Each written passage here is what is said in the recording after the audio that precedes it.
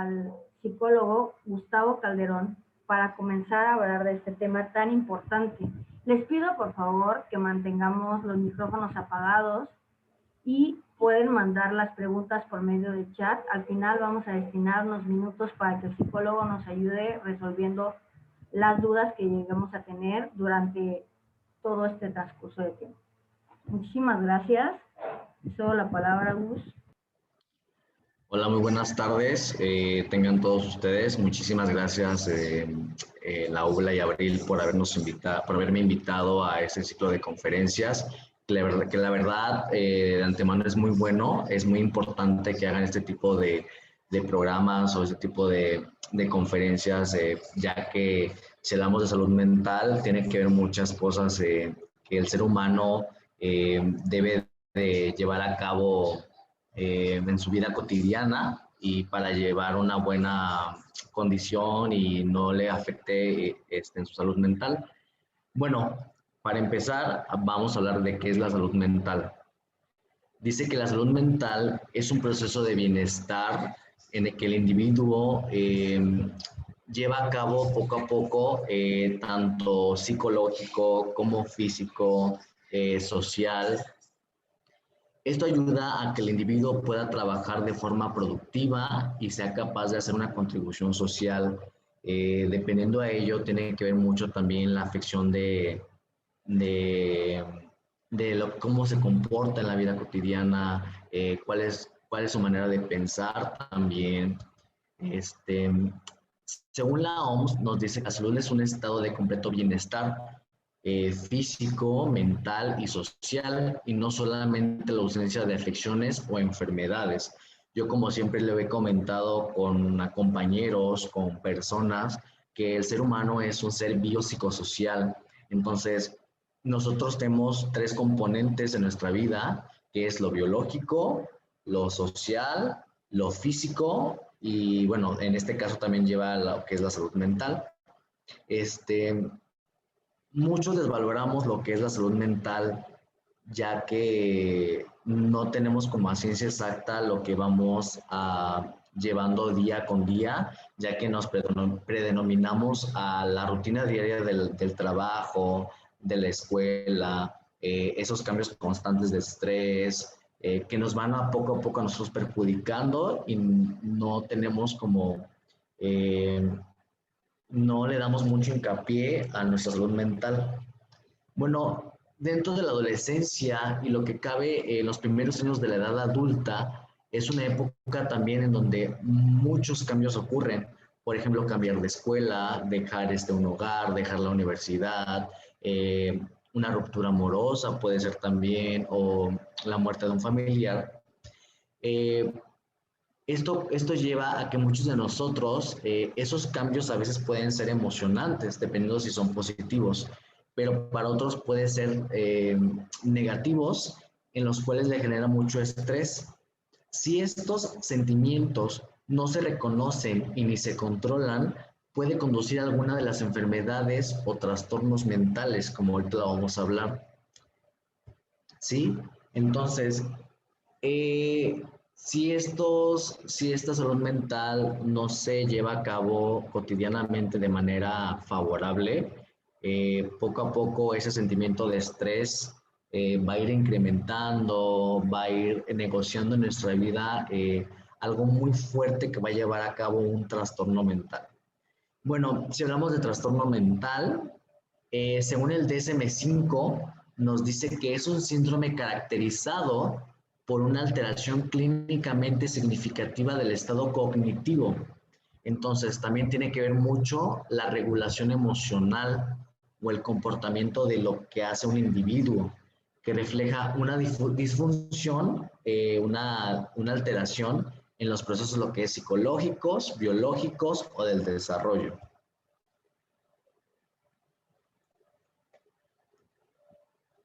Actualmente no existe como una manera biológica de decir una diferencia entre lo normal y la normalidad mental. Tampoco se desconoce claramente todas las causas de los desequilibrios, también en este campo de la salud mental. Sin embargo, mundialmente se aceptan dos y es muy importante que lo subraye o le ponga paréntesis en este caso, porque hablamos de las clasificaciones de los trastornos mentales y los problemas mentales, es decir, lo que es el CIE y el DSM-4 o el DSM-5, dependiendo la evolución del apartado. El CIE es la clasificación internacional de las enfermedades y el DSM es un manual diagnóstico y estadístico de los trastornos mentales. Esto va a hacer que este manual lo que te indica es que vienen todos los trastornos y dependiendo de ello también vienen criterios, vienen llevado a cabo ciertos puntos o ciertos ítems para hacer un diagnóstico o hacer una valoración. Entonces, esto ayudará o ayuda más bien a los especialistas de la salud en dar el cuadro clínico y también un buen diagnóstico. Entonces, seguimos. Hablaremos también de la importancia de la salud mental. Bueno, la salud mental, dice, ¿qué tan importante es? Se considera que la salud mental es fundamental en una persona, ya que puede afectar aspectos específicos de la vida escolar, laboral, de los individuos, además de provocarles sentimientos de angustia. Bueno, aquí entonces los pongo a ustedes, es decir, nuestra salud mental es igual a nuestra salud física. Debemos de cuidarla, así que, como dicen por ahí, no hay salud sin salud mental. Entonces, vamos al doctor, ¿qué hacemos? Vamos al doctor, supongamos que nos duele una muela. Entonces, vamos a un dentista, si nos duele una muela, vamos a un dentista. Entonces, pero cuando nos duelen las emociones, cuando nos sentimos atacados por sí mismos, tenemos a cabo en nuestra mente ciertos comportamientos, ciertas emociones que no nos ayudan, no vamos con un psicólogo, no vamos con un especialista. ¿A dónde vamos? Pues vamos con la pareja, vamos con la mamá, vamos con un amigo. Entonces, todas esas personas no digo que no sean favorables, claro que son favorables, son redes de apoyo para la persona, pero es importante acudir con un profesional de la salud para que si ves ciertos rasgos en tu persona o que otra persona o un familiar desconocía, pues es importante que acudan con un especialista en la salud mental. Hay una parte de la sociedad que cree que van al psicólogo solamente los que están locos. Entonces, todavía hay pues muchas personas que de verdad yo he escuchado que dicen, no, o sea, no estoy loco, o yo no me siento muy bien, perdón, yo me siento muy bien, yo no necesito ir con un psicólogo. Fíjate que a veces ir al psicólogo, o fíjense que a veces ir al psicólogo, la verdad es sano, nos ayuda, la verdad. Yo he ido también siendo psicólogo, la verdad, porque también los psicólogos necesitamos ir con otros psicólogos, digo, pues, qué irónico, ¿verdad? Pero así es realmente. Entonces, ¿por qué llevar a cabo esta mentalidad, ¿no? De decir que los psicólogos, perdón, si vamos con un psicólogo estamos locos. Hay que llevar a cabo pues una información más a todas las edades realmente, llevar programas a los centros de salud, a las escuelas, y llevar a cabo estos programas de salud en los cuales los niños desde pequeños empiecen a denominar que también su salud mental como sus emociones son muy importantes para su vida. Entonces, dependiendo de todo eso, dependiendo de los trastornos mentales,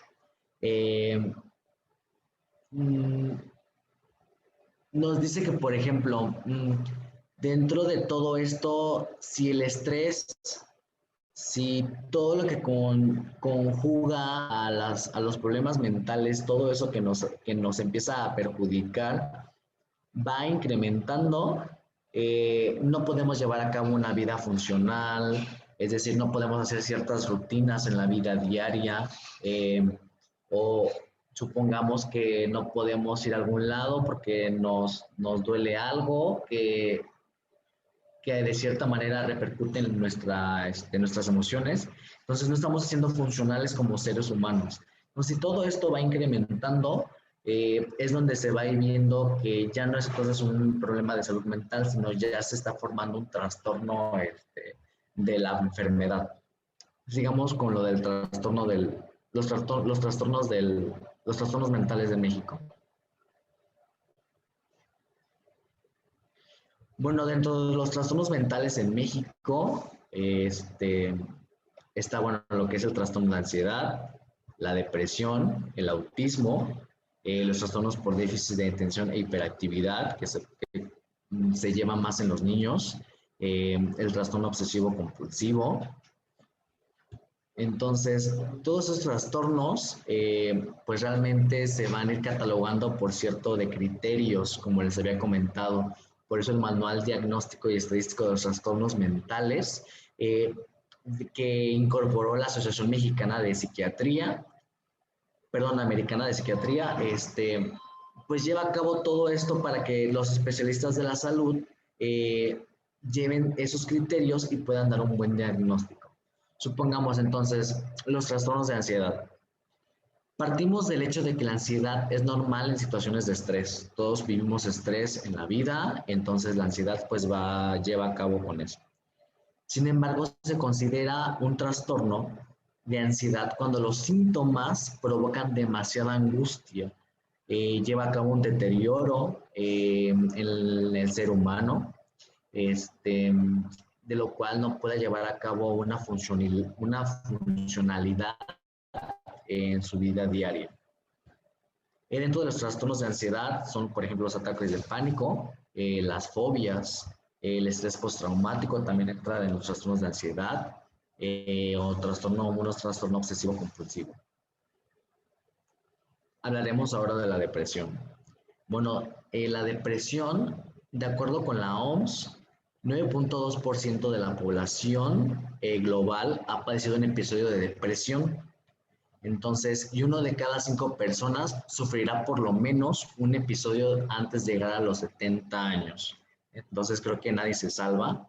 Todos llegamos a tener como un lapso o episodio pues, de depresión. Ahorita en los tiempos de COVID, la verdad, pues hemos pasado por esa ansiedad, ese tipo de depresión, y pues de cierta manera pues nos invade nuestra salud mental. Entonces, la depresión es uno de los padecimientos más frecuentes entre la población y está relacionada con otras conductas como adicciones, suicidio y violencia. Todo el mundo atraviesa periodos de tristeza, de soledad o de infelicidad. Y es por eso que debe llevar a cabo reconocer, dependiendo de la permanencia del estado de depresión, si lleva pocos días, entonces si es mucho de depresión en cuestión de los días, sí se debe de ver con un especialista.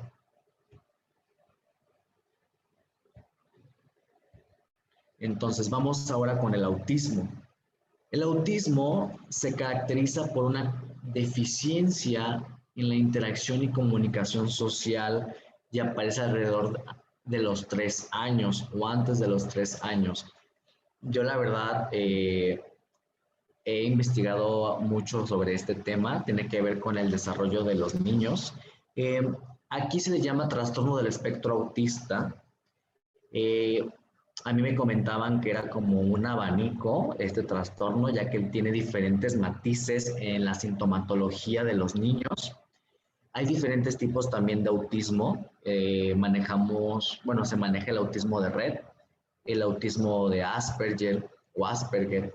Y entonces dentro de esos autismos lleva a cabo diferente sintomatología para cada niño. Otros predominan más en niñas, otros predominan más en niños. Entonces, alguna de las manifestaciones dentro del autismo es, por ejemplo, que ellos no pueden hacer no les ayuda mucho a hacer relaciones interpersonales. Es decir, que no pueden llevarse a cabo con muchos niños. Hay un centro, de hecho en México, que se llama Centro de Autismo Teletón, que la verdad es muy bueno.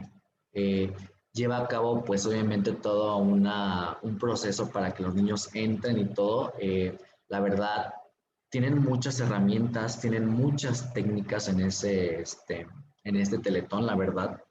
Entonces, yo cuando entré, la verdad, sí me gustó mucho porque veo muchas técnicas que no todos los especialistas podemos saber, simplemente en centros especializados del autismo.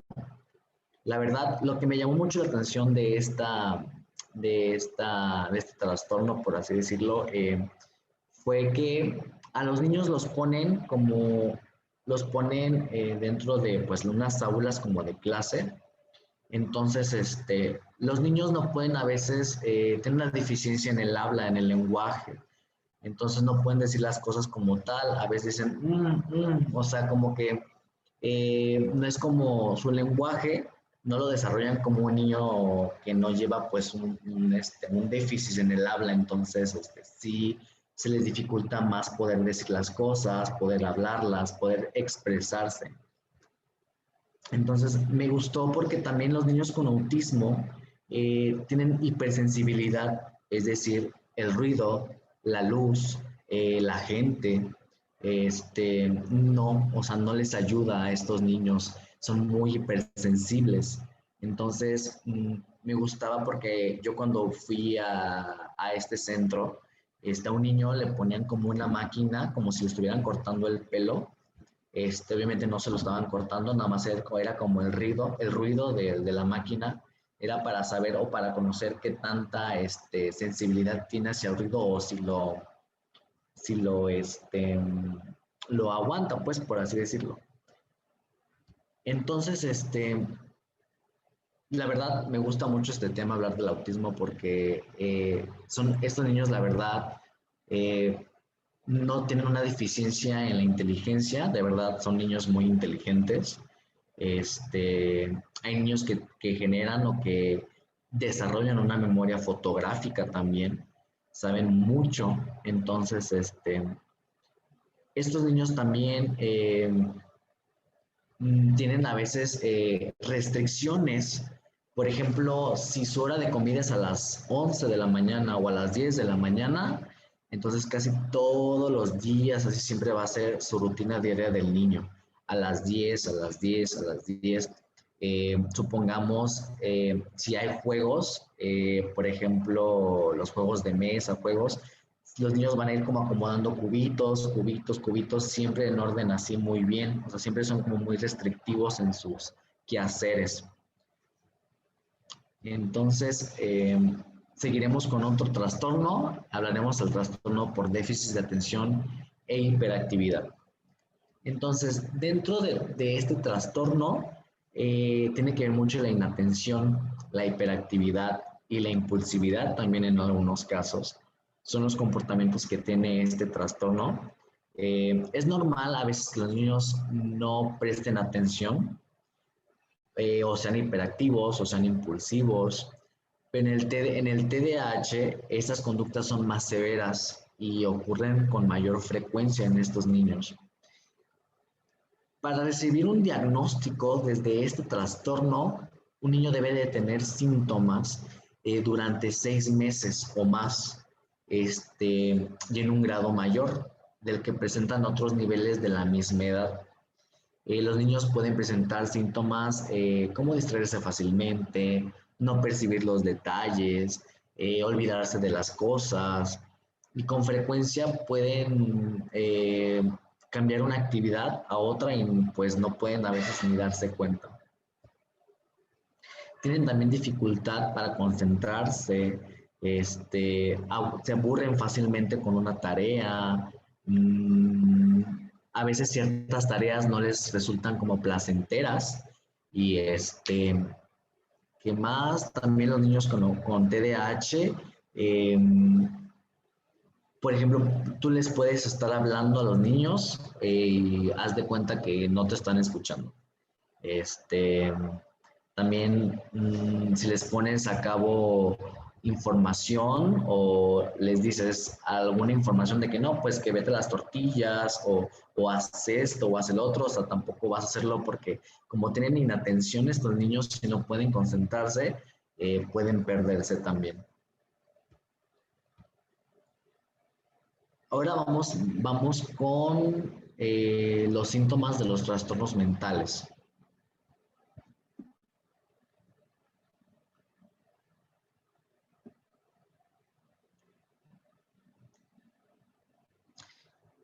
Bueno, según los síntomas de los trastornos mentales, serán distintos siempre y cuando el problema que sufre el paciente, dependiendo del problema que sufre el paciente, van a ser distintos. También tiene que ver mucho las circunstancias que lo provoquen y otros factores que estén relacionados. Normalmente los síntomas pueden afectar a la conducta, pensamientos, emociones, siendo los más comunes dentro de ellos. En estos pueden ser, como lo pueden ver, sentimientos de desánimo y tristeza, incapacidad para concentrarse, cansancio importante, baja energía, altibajos y cambios radicales, desconexión de la realidad, paranoia, alucinaciones, preocupaciones o miedos excesivos o sentimientos intensos de culpa. Esos son por citar también algunos.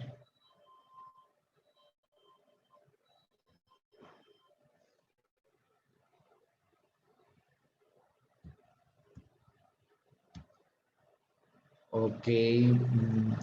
Bueno, también lleva a cabo la incapacidad para afrontar problemas o el estrés en la vida diaria, problemas para comprender y relacionar las situaciones y las personas, problemas con el uso de alcohol o drogas, que también es las sustancias nocivas como el alcohol y las drogas tienen que ver mucho en los trastornos mentales.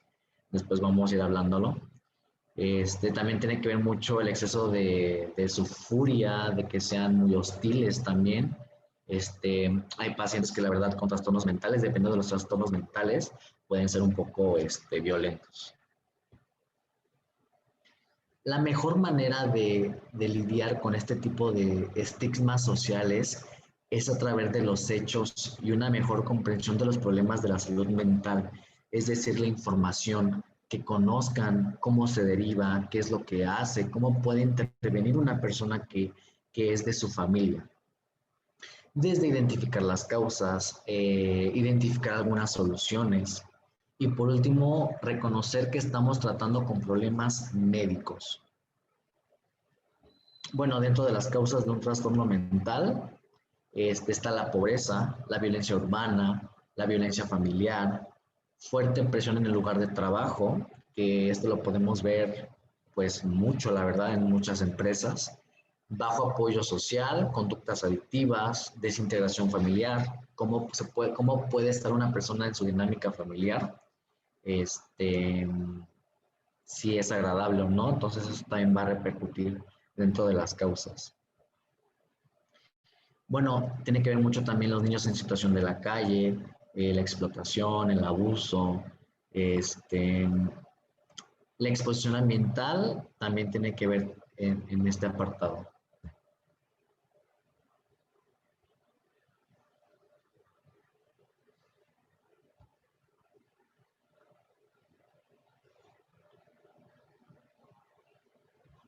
Bueno, hablando sobre factores también de riesgo dentro de los trastornos mentales, ciertos factores pueden aumentar el riesgo de desarrollar una enfermedad mental, dependiendo, por ejemplo, si un pariente es consanguíneo.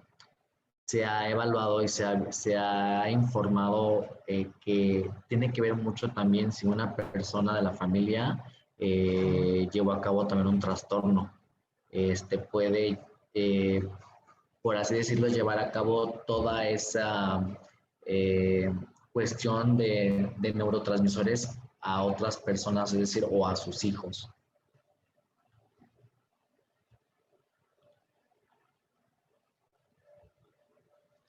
Las situaciones estresantes de la vida como problemas financieros, problemas de parejas, conflictos familiares, el aislamiento social también, repercute mucho también en ello.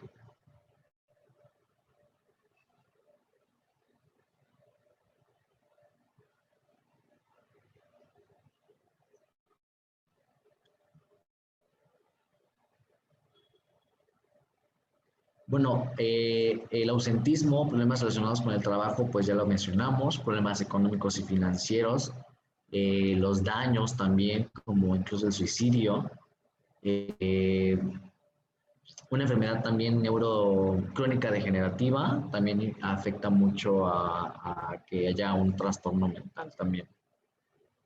Siguiente.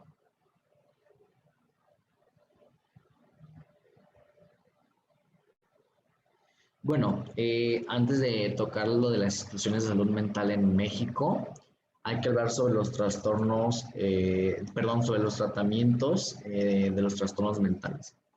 El tratamiento de los trastornos mentales depende mucho del tipo de problema que sufre el paciente, así como las causas, como lo acabo de mencionar, y también la gravedad. Si la gravedad es moderada, leve o muy severa, tiene que ver mucho también. El tratamiento también debe ser 100% personalizado, por lo que es muy importante que eh, lleven a cabo con un especialista de la psicología o psiquiatría, eh, lleve a cabo, por ejemplo, ciertos fármacos, diferentes terapias para el diferente trastorno mental también. También establezca un tipo de terapia que ayude a la persona. También puede llevar a cabo mucho lo que es el apoyo social. En casos graves también de un trastorno mental, es de que si el paciente sufre una enfermedad mental de riesgo, debe de acudir a un centro psiquiátrico. Entonces, dependiendo de cómo esté el paciente o dependiendo de cómo esté el trastorno mental, es muy importante que conozcan toda información y puedan llevarlo a cabo en un hospital, en un centro psiquiátrico. Ahora bien, ¿dónde atender un trastorno de salud mental dentro de las instituciones?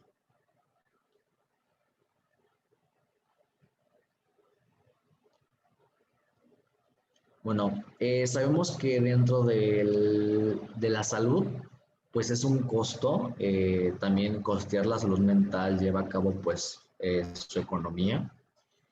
Los aseguradores principales son el Instituto Mexicano del Seguro Social, que es el IMSS, que cubre el 43.3% de la población total del país, en este caso en cuestión de salud mental. El Instituto de Seguridad y Servicios Sociales para los Trabajadores del Estado, el ISSSTE, cubre alrededor del 7%. Petróleos Mexicanos, Fuerzas Armadas, Secretaría de Marina y varios aseguradores para trabajadores estatales cubren también alrededor de un 5.9% de la población.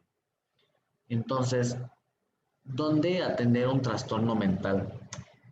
A pesar también de estas, en México existen 51 centros integrales de salud mental, 32 hospitales psiquiátricos para atender a 4,000 pacientes o más.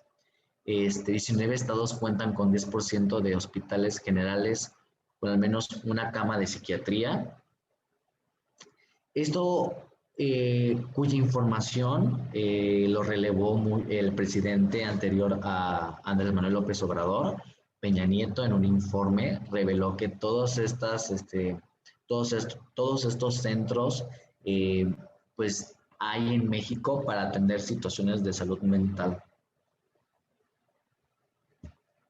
Ahora bien, ¿por qué es importante también pues llevar a cabo una vida de salud mental adecuada? ¿Por qué? Porque en primera no seríamos seres funcionales, no podríamos tomar decisiones, no podríamos llevar a cabo un ritmo de vida favorable, es decir, llevar a cabo una buena alimentación, no podríamos llevar a cabo un vínculo sano con las relaciones, por ejemplo, de pareja o de amigos. eh, también no podríamos llevar a cabo un trabajo.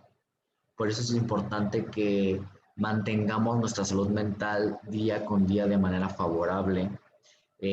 Si nosotros mismos eh, no nos damos cuenta y si una persona se da cuenta de que ciertos comportamientos que yo tenía o que antes teníamos de un tiempo para otro no son los adecuados, pues bueno, se puede llevar a cabo una conversación y reconocer si está pasando algo en su entorno, en su dinámica familiar, en el trabajo, porque todos estos componentes que nos provocan alrededor, pues nos invaden nuestra salud mental.